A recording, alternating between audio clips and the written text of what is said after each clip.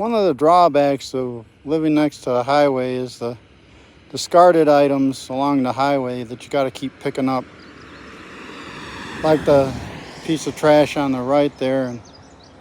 But here we have a discarded piece of female clothing, and we know that the school kids are out of school, drinking and drugging and running up and down the highway all day and all night now, like their parents do. What the juvenile delinquents see, the juvenile delinquents copy. They get in their parents' car and they try to run people over, and they drive by and harass old people because that's what their parents are doing.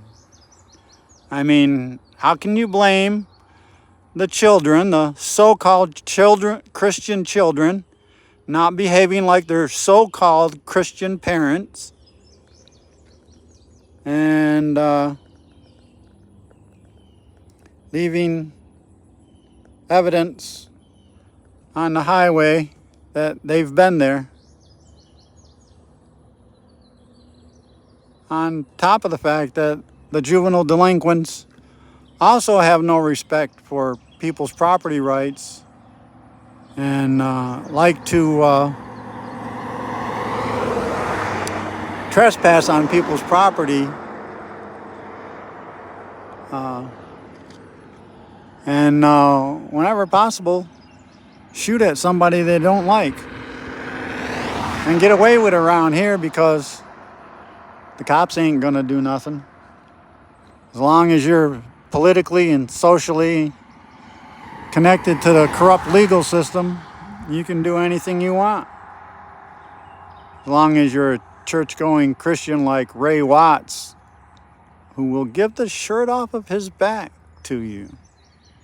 Unless, of course, he don't like you.